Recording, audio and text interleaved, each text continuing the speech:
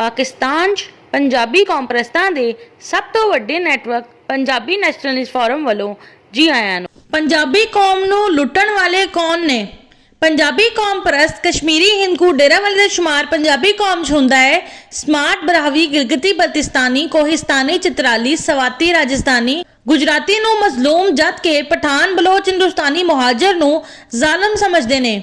ਪਠਾਨਾਂ ਨੂੰ ਪਠਾਨ ਗਫਾਰ ਖਾਨ, ਬਲੋਚਾਂ ਨੂੰ ਬਲੋਚ ਖੈਰ ਬਖਸ਼ ਮਰੀ, ਅਰਬੀ ਨਿਜ਼ਾਦ ਤੇ ਬਲੋਚ ਸਿੰਧੀਆਂ ਨੂੰ ਅਰਬੀ ਨਿਜ਼ਾਦ GM ਸਈਦ, ਉਰਦੂ ਬੋਲਣ ਵਾਲੇ ਹਿੰਦੁਸਤਾਨੀ ਮੁਹਾਜਰਾਂ ਨੂੰ ਹਿੰਦੁਸਤਾਨੀ ਮੁਹਾਜਰ ਅਲਤਾਫ ਹੁਸੈਨ ਨੇ ਜ਼ਹਿਨੀ ਦਹਿਸ਼ਤਗਰਦੀ ਦਾ ਖੇਲ ਖੇਲ ਕੇ ਆਪਣੀ ਜ਼ਹਿਨੀ ਦਹਿਸ਼ਤਗਰਦੀ ਦੇ ਜ਼ਰੀਏ ਗੁੰਮਰਾਹ ਕਰਕੇ ਉਹਨਾਂ ਦੀ ਸੋਚ ਨੂੰ ਤਬਾਹ ਕਰਕੇ ਇਹਨਾਂ ਨੂੰ ਜ਼ਾਲਮ ਬਣਾ ਦਿੱਤਾ ਤੇ ਉਹਨਾਂ ਦੇ ਬੱਚਿਆਂ ਦਾ ਮੁਸਤਕਬਲ ਬਰਬਾਦ ਕਰ ਦਿੱਤਾ।